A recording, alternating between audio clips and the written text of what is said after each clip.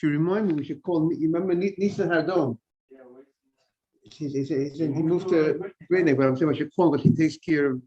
So I should tell him about the Zoom because yesterday went to the cloud, not onto YouTube. So I got to remember to tell him. I think he takes care of the computer. Okay. We are on Hayam base. This is my wife's left me this computer. Yeah. Okay. So the Gemara, I'm not involved in the type of stuff. Okay. The Gemara Hayam base. What? No. She had an extra one. The Gemara says in the Mishnah, Mashnayim. We are on Hayam base, 2 lines from the bottom. Everyone have it? Mashnayim. Hayam bet. 2 lines from the bottom. Right? Mashnayim. We started saying this yesterday. Mashnayim nimsa echa mehem. You have it, Mr. Safti?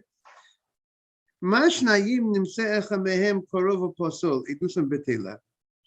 If you have 2 people, if you have 2 witnesses, and one of them became a relative, one of them was found out to be a relative. He related to the defendant, the plaintiff, or the other witness, or one of them is pasul. One of them became pasul. Edusum betela. The testimony is knocked out because 2 witnesses. When you need 2 witnesses, if one of them is invalid, so there's nothing left because the Torah requires 2 witnesses on a capital punishment, and if one of them is not here, you're not left with 2. So the Torah, so Rabbi Kiva is saying that the fact that the Torah compares 3 to 2 is telling us the following chidush. That what's the chidush? That av shlosha, also when you have 3 witnesses, nimsa echad mehem korov pasul edutan betela. When you have 3 witnesses, if one of them if one of them is found to be related, or one of them is become pasul, it's going to knock out the whole group, even though you were left with 2 people, right? The group started with 3, and one member of the group became disqualified. It knocks out the whole group. That's the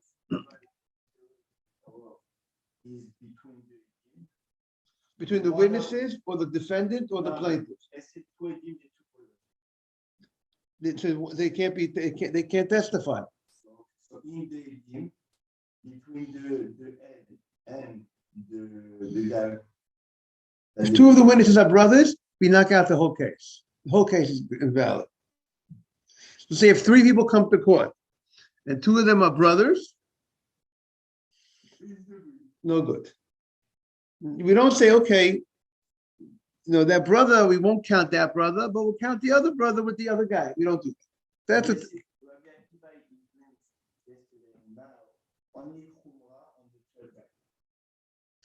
right. The chumrah on the 3rd guy, that if somebody is a framer, he gets punished like the other 2 guys, even though he did not really add too much to the system. Right.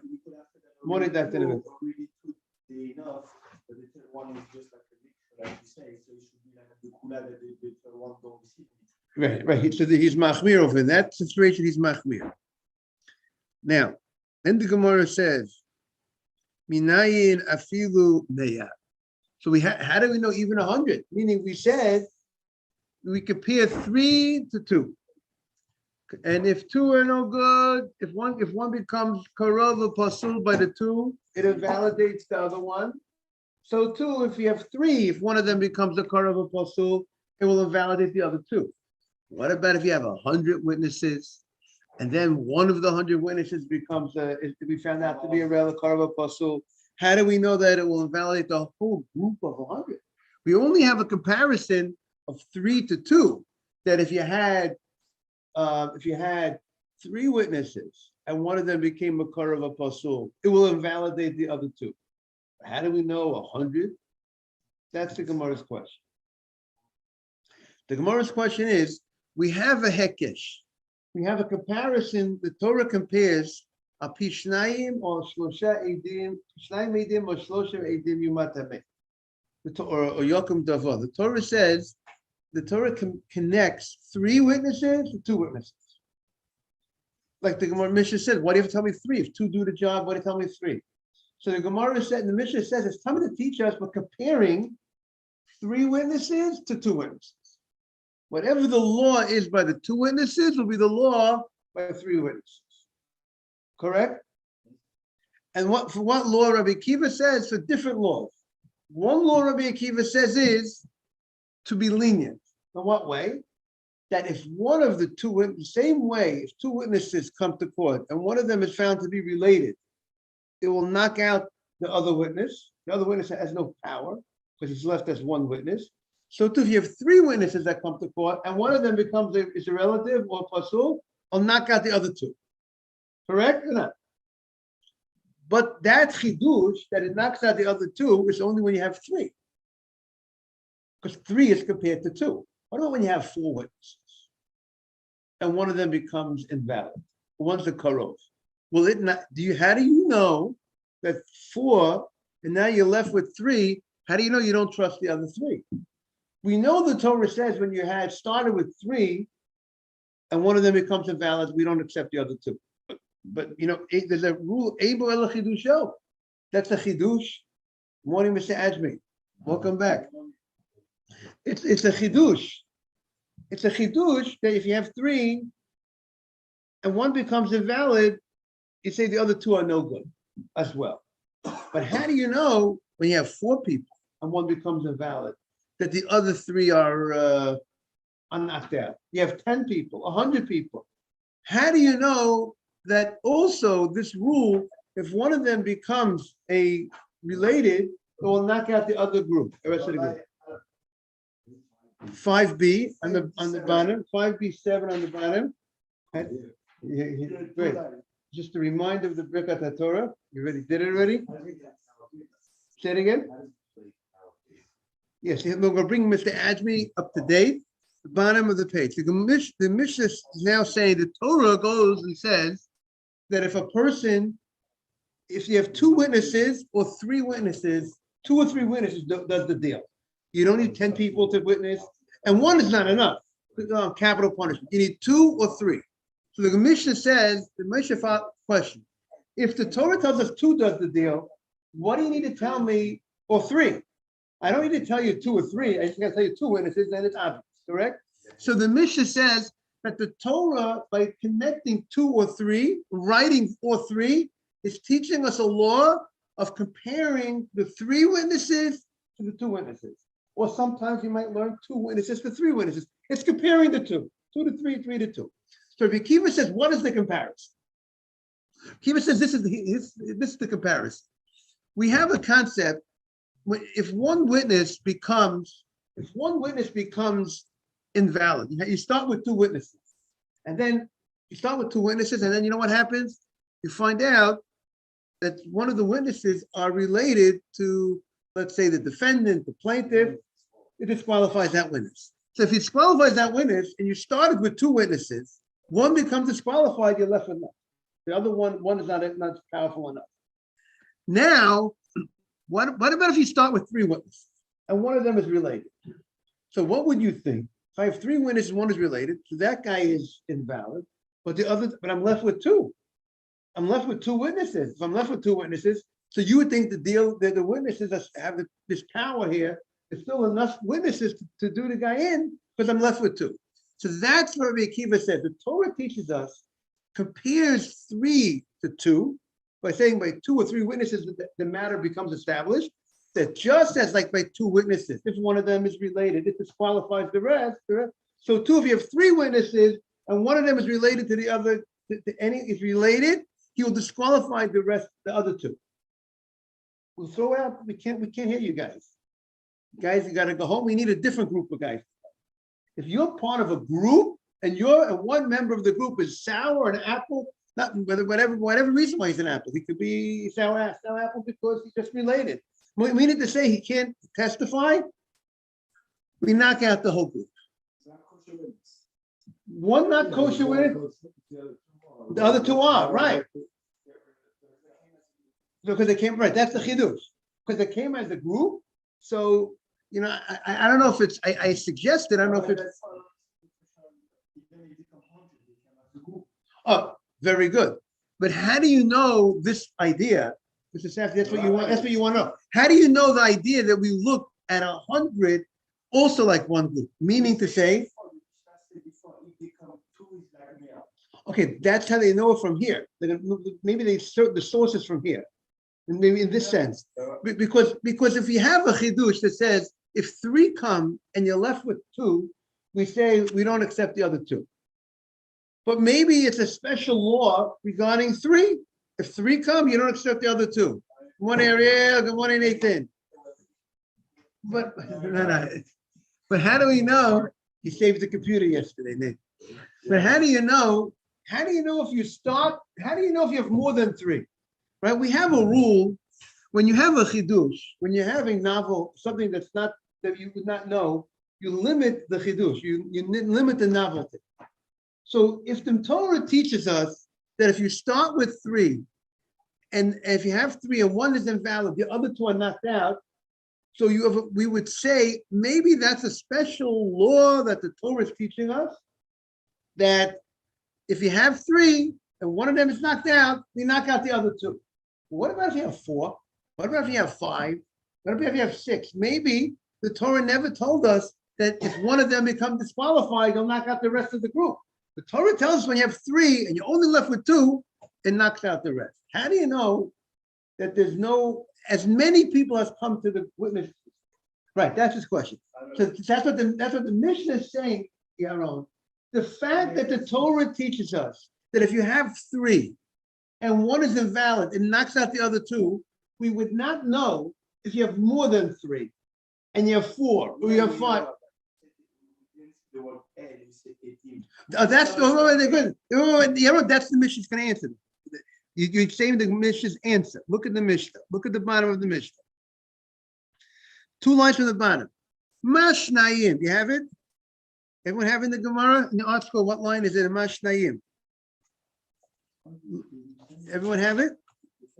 2 lines from the Hebrew, and in the English, it's Rabbi Akiva derives the last paragraph on 5b7. Rabbi Akiva derives further lessons from the analogy, right? Here it goes. Mashnayim. When you have 2 witnesses, nimsa echad mehem korov u'posul. Dr. Navid, whenever I'm going to try to translate the words, so you should help you. You like to write in the words. I'm going to try to be, and you also have to remind me sometimes.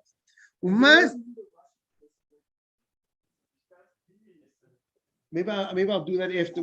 Maybe I'll have some. Umashnayim. If you have 2 witnesses, nimsa echad mehem. If one of them is found be korov, to be a relative, or pasul, or to be invalid, edutan b'teila, their testimony is nullified, like bitul chametz. If you have 2 witnesses and one of them is found to be related or invalid, it knocks out the other witness. Also, shlosha, when you have 3 witnesses, nimsa echad mehem, if you found that one of them became korov pasul, edutan b'teila, their testimony becomes invalid. That's the comparison between 2 and 3. Just like 2, one becomes invalid, the other guy is knocked out. When you have 3, one becomes invalid, the other 2 are knocked out. Uminayin afilu meya. How do you know even if you have 100 witnesses? You hear the case, Nathan, you have 100 witnesses, but one of the group, one of the 100 is found to be related. We knock out the whole group. How do we know? How do we know such a phenomenon, which is a big, or meaning to say 4 and up? Oh, very good. Edim. Talmaloma edim. You hear that, Yaron? Edim means, it says with the extra word edim, apishnayim, edim, they're considered, all the witnesses are considered one group. And the fact that the Torah says edim, is adding on, is telling us that as many people as come, we consider all of them as one group, and therefore it could be 1,000 witnesses. They, if one of them becomes invalid, it will invalidate the whole group. The extra word edim is telling us that all witnesses that come are considered part of that same group. Now the Gemara says, Amar Rabbi Yossi. Now we're on Vavam and out. Mazel tov. Still in the Mishnah. Amar Rabbi Yossi. Now we're on 6A1. You got it, Ariel? Amar Rabbi Yossi. Rabbi Yossi says, this does not apply in all matters. Bamed Dvarim Amurim. In what matters is this stated, this statement, that if one of them becomes related or invalid, it knocks out the whole group. That's like dinei nefashot, like capital punishment. A case of capital punishment, murder, where the guy is facing death penalty, charges of death. We find, Rashi points out, that the Torah tries to encourages us to try to see if we have a way to save the guy. If you have a way to save the guy, we try to save the guy from death. We're looking to save the guy from death. If we can't save a guy from death, if we can't, our hands are tied, we can't. He has to be killed by the court. We're not, we try to do what we can to save him. If we have a way to save the guy, save the guy. Very good. But he says, meaning the concept, the Torah's case, when the Torah compares 2 to 3, it says, the context also of the pasuk was talking about death. So that's what the Torah teaches us. When one is invalid, it knocks out the whole group. But dinei mamon, when it comes to money matters, financial matters, if one becomes invalid, it doesn't knock out the group. If you have you have 2 left, you have 3 left, whatever, as long as you have 2 left, because money matters. In order to take out money from somebody, you need 2 witnesses. 1 witness can obligate an oath. If you have 1 witness says you borrowed $1,000, and you only have 2 witnesses, and the guy denies it, if you're going up against 1 witness, you have to swear that you didn't borrow the money. You swear, you keep your money. 2 witnesses say you borrowed the money and you deny it, you have to pay the money. You're going against 2, you lose. But dinei mamonos, if it's financial matters, tiskayem ha'edut b'shar, it will be validated, it will be established, tiskayem, it will be established, the testimony b'shar, with the other witness. Because here, no, because Rabbi Akiva is very good. Because a different point. Because Rabbi Akiva just made a statement. Again, you're wrong. Again, but you're wrong. Rabbi Akiva made us. This is part of the Mishnah. Right. But Rabbi Akiva made a statement, and Rabbi Akiva makes a statement, and Rabbi Akiva did not qualify his statement. He just says one becomes pasul, one becomes karov, and knocks out the whole group.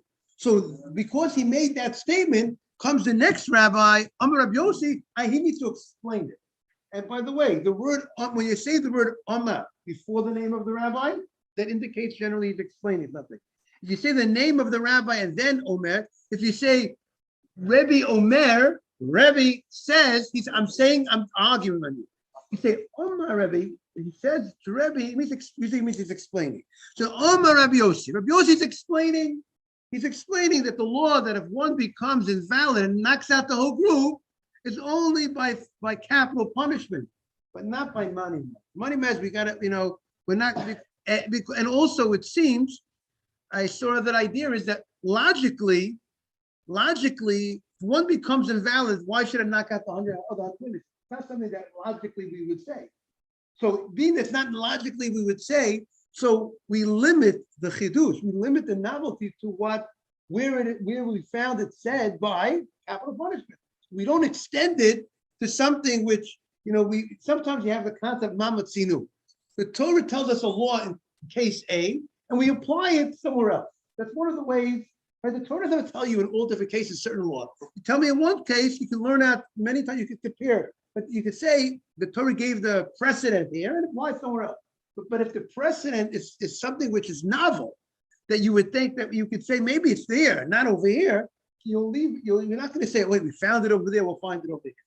We could say that we found it there, and it's enough of a chidush, of a novelty that it's there, but we're not going to extend it somewhere else. Yes, yeah, Ariel.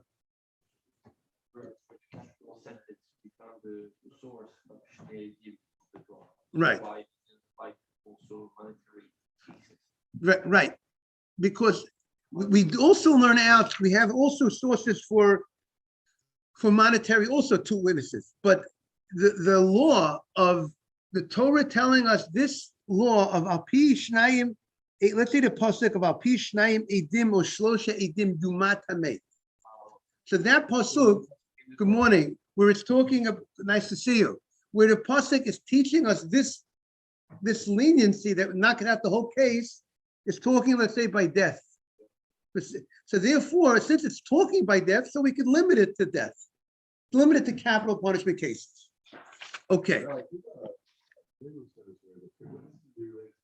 No, witnesses can't be related to each other, to the defendant, the plaintiff, any member. That's why it's very important. By a wedding, I was a witness at somebody's wedding, and Chacham Raphael, it was from what's his last name? Rabbi Chacham Raphael. He said, "Well, Rabbi Yosef Raphael." Chacham Raphael says, "Are you related?" That was his question to me. He was the Masad Kedushin. We're all brothers. All Jews are brothers. You think the African Americans are all brothers? We say Achenu Kol Beit Yisrael. You know, I told you the story. I was on a bus. Someone said to me, I was coming back from Maryland, and the guy says to me, non-Jewish professor from Maryland, said, Rabbi, why is it fear that the Torah says you can charge interest to a non-Jew, but you can't charge interest to a Jew? Why is it fair? You charge interest to us, you don't charge interest to the Jews. I said, number one, we charge interest to non-Jews charge interest to us. It's a two-way street. It's not that we can't be able to charge interest to us. Number two, I said, would you charge interest to your brother? My brother? I won't charge interest. My brother wants a loan. I said, we're all brothers. All Jews are brothers. Not just African Americans are brothers. We're bros. And if we're bros, so we don't charge interest to our brother. You like that, Mr. Ashley? Achenu kol beit Yisrael. We say that. And you should know the Torah uses the language when it comes to interest. Don't charge interest. The Torah says, lachicha, your brother, you shouldn't charge interest. Why does the Torah refer to him as your brother? Because the Torah refers to us, Jews are referred to as brothers, as friends. After Reacha Kamocha, then you have to remember he's your brother. That's why the Torah says.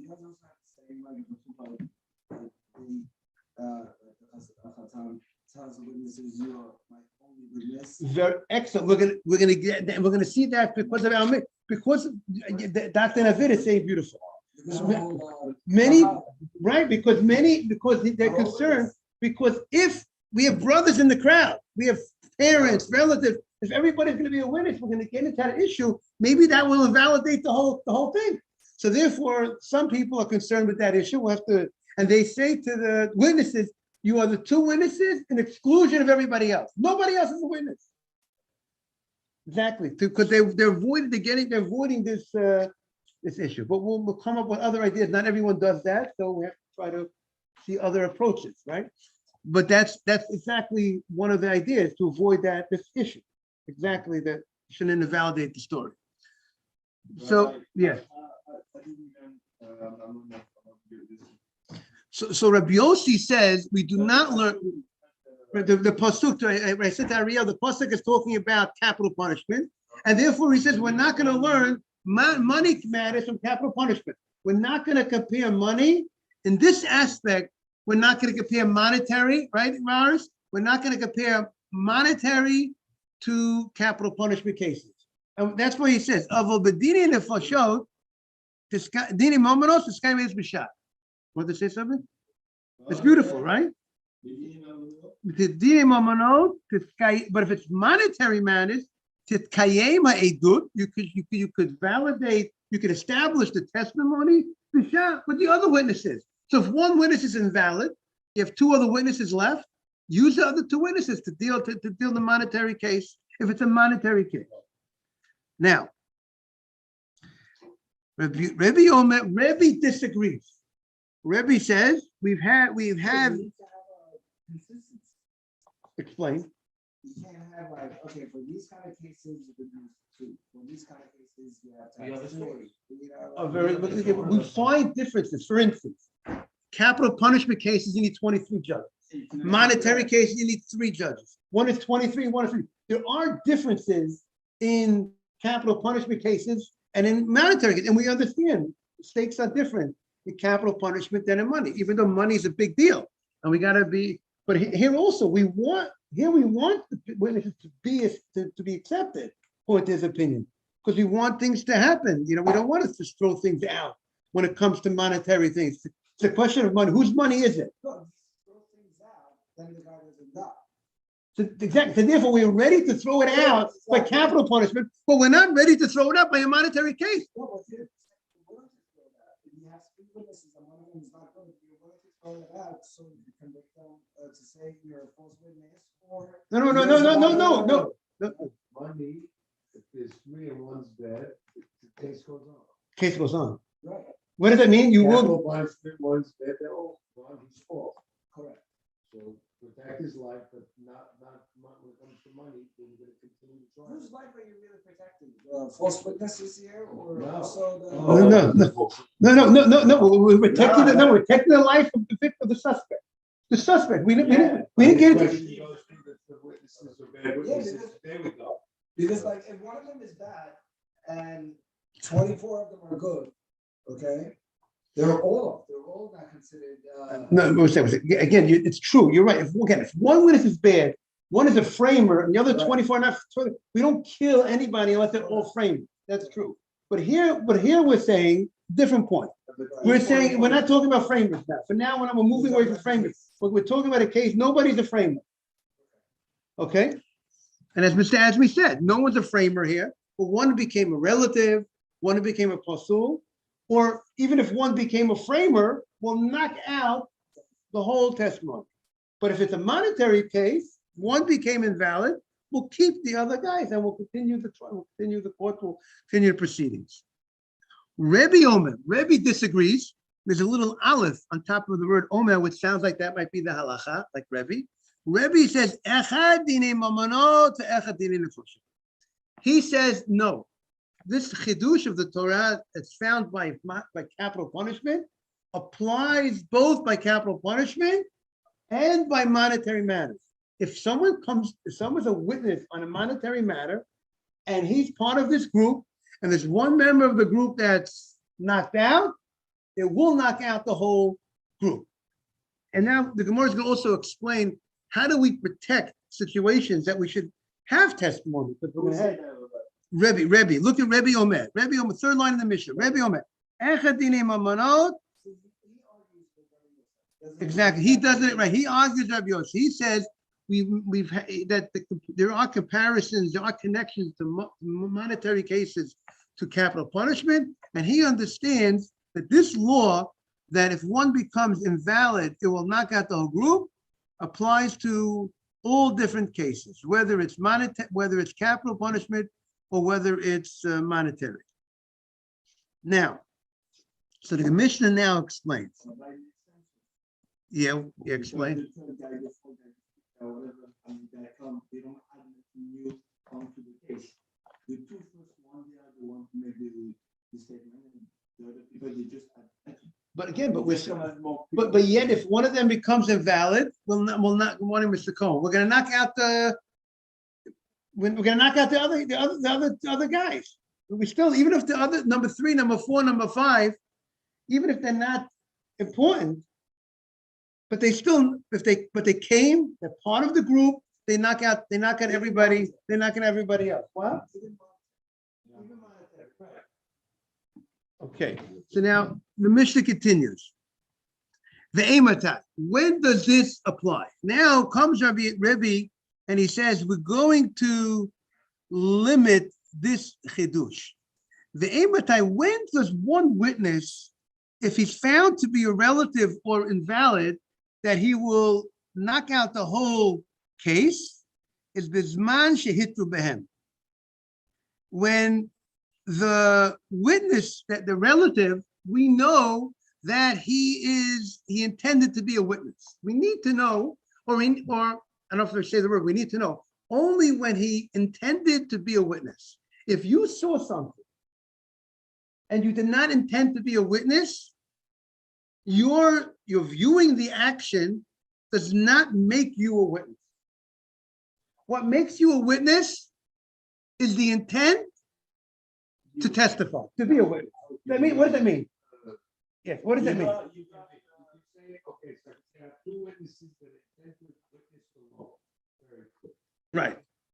There's two witnesses sitting in a room and someone comes in and kills someone. But they did not. They didn't say, I'm going to be here to watch this murder. They happen to be in the room with the murder. Right. There's But, no intent they have no intent of being. yeah, but they intend to say, I'm watching something, I see something happening, and I'm here to plan on testifying about it. Or there's a different, or I seeing something, but I have no intention of testifying. I don't want to come to court. You know, there are people that watch things all the time and they don't plan on coming to court. Right? Most people watch things, what? Say it again? Oh, if you try to stop, maybe that might indicate. The commission is going to say, if you warn the guy, right? If you warn the guy, that will be. See, the Gemara is going to say later on. The court will say to the witness, when you saw it, did you intend to testify? Or you woke up after that? Yeah, I want to testify about it. What was your intent? Okay, so what could we say? I would suggest the following. That when that's what I would say. The logic would be what Dr. Navid says. When you, Dr. Navid, repeat what you said. Everything perfectly clearly. And then he's that nice. You walk there and said, you know what? I'm not interested in getting involved. And then you slept on it. You woke up in the morning and said, you know what? It's my obligation to go testify. This is a. It's this week's parasha. This week's parasha says it's a Torah obligation. It says, Lo ta'amod al dam re'echa. Don't stand by the blood of your friend. What does that mean? The Sefer Chinuch says one thing is if your friend Chasam is drowning, you have a mitzvah to save him, as long as you know how to swim. That's what I would just say. Because if you don't know how to swim, don't exactly. But if you right, am I right? But but the other thing is, if you know the guy in testimony for your friend, and you just stand by, you say nothing. That's the blood of your friend, whether it's money matters. No, but again, but I want to go back what Dr. Navid said. There's a general concept. There's a general rule, generally speaking, many times. If I'm not looking at something with the intent to testify, I might not look at it in a way that is exact. That's what I would suggest. Like Dr. Navid says, I'm not on top of my game. When am I on top of my game? When I see something with the intent, I'm here. Like the cops, you call 911. What was the guy? I call 911. You know, this guy looks like he's crazy. What was he wearing? What was he this? What was he that? So if I would be intending to testify, I would be very exact to get a good look at his face, a good look at his description. That's what I would suggest. Like Dr. Navid said, maybe we have to come up with a different answer that Mr. Andrew would be happy with. But this opinion. Okay. But I remember that you trying to know about whether that if I should the same. If like 100 they come to find if you are right, they want to make it harder for the 100. They all have to be the mashara to testify. In order to knock out the group, if you want to knock out a group, you have to be. If you want to be part of this group of witnesses, you have to have had intent to testify at the time that you saw the crime. You see the crime, right? Whatever you saw, what do you see? Give me the case, then. Come on, make the case. Yeah, okay. Yeah. There's no case. Like the next day, they don't say anything. Like the people involved. A week later, decides to bring him to court. So maybe like then you wake up and say, okay, I'll testify. As long as you had a mind to testify at the moment that when you saw it, you- Say, I'm here to testify, you lent to me. And they go to Italy from that. Whatever, they come back. They come back, they They testify. were real witnesses at the time. My question was more about. Why does the fact that you didn't attend? The guy happens to be there with no, and there's a murder or somebody capital related, that. Why does he have to Supposed test? to happen. So Mr. Adams said, why does it have to be that you have to have intent to testify? Why isn't it enough that I saw something? That's his question. I mean, the Gemara doesn't explain that. Now it's our job to figure it out, right? The Gemara just said, look at the language of the Mishnah. Ematai bisman shehitu behem. Back in the Mishnah, 4 lines into the Mishnah. When they warned the guy, when the witness that was found to be related or invalid warned the suspect, then we know he was intending to be involved and to be a witness. Is that correct? Because he warned the guy. But in the case, in the time, that they did not warn, they weren't part of that process. What did 2 brothers do? You have 2 brothers that are that see somebody taking a gun, someone's taking a knife, someone's about to kill somebody. God bless you. So 2 brothers, they're related. So now we said if you're part of a group of witnesses, if one becomes invalid, it knocks out the whole group. So what are we going to do here? If we have 2 brothers, now 2 brothers can't kill a guy. You need 2 that are related. But 2 brothers and a 3rd guy. So what do we do when we have 2 brothers and a 3rd guy? So leave 1 brother home. Exactly. How do we leave 1 brother home? That one of the brothers I am not intending to. Right, we don't want the guy that way. Forget about intent. If you have 2 brothers and 1 non-related person, and after the thing happens, surprise, guy comes in, boom, shoots someone, we see what happened. We couldn't warn it, nothing. If you didn't want him, the court will never. Very good, Mr. Ashley. If we didn't warn the murderer doesn't get killed. The only time you can, if the guy walks in and shoots someone, boom, and pump, the guy doesn't get killed. Wow. Because he wasn't warned. The warning by the Torah is not enough. The warning by the Torah is not enough to kill somebody. The Torah, Shabbat too. Someone disrespects the Shabbat, he has to be warned. He has to be told about it.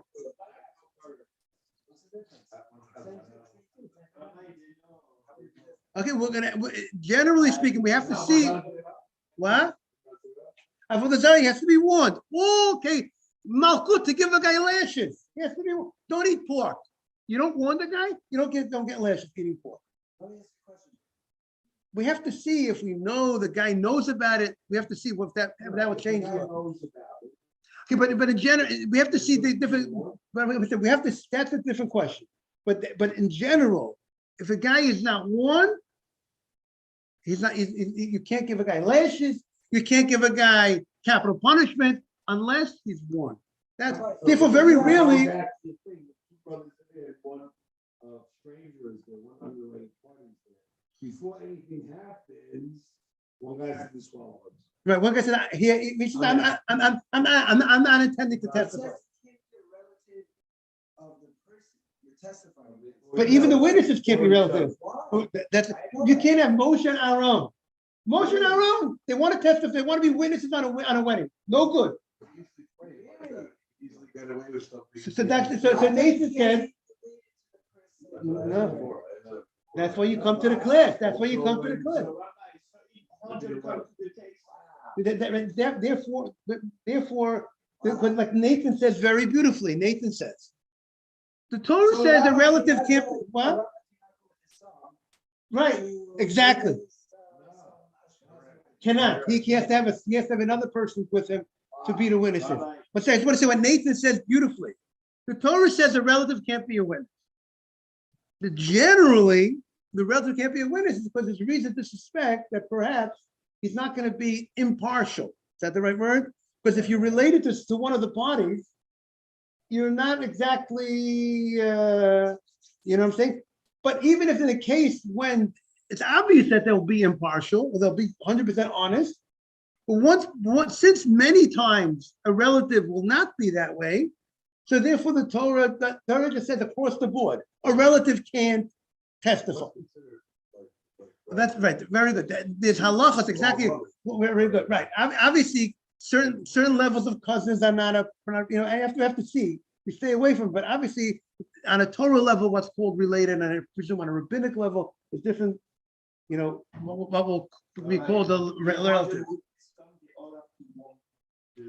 No, not all of them have to win, no. We'll see more, maybe one guy has to win, some people may see two witnesses, we'll see more about that, that's what we discussed in the Gemara. What was that? If he didn't want, again, if he didn't want, he showed he's not involved. One of them got disqualified, but he's not the one who won. Thank you so much for coming. Thank you, bye-bye. Thank you, everyone. Welcome. Every day, 6:40. No mother to testify against the son. That's a good point. 100 people come, they all have to have the intent of testifying. The guy who got disqualified. Yeah. He needs to be the one who won the guy. Right. He needs to be, or he needs to be the warner, or he had to have intent to testify. Even if he didn't do the warning, even if he didn't. Become 101 got disqualified. The one who got disqualified needs to be the one To either do the warning, or he intended, or he intended to testify. Yeah. Even if he didn't warn. But the warning tells us a little bit about the situation. Have a great day, everybody. So beautiful to have so many people back. Have a great day.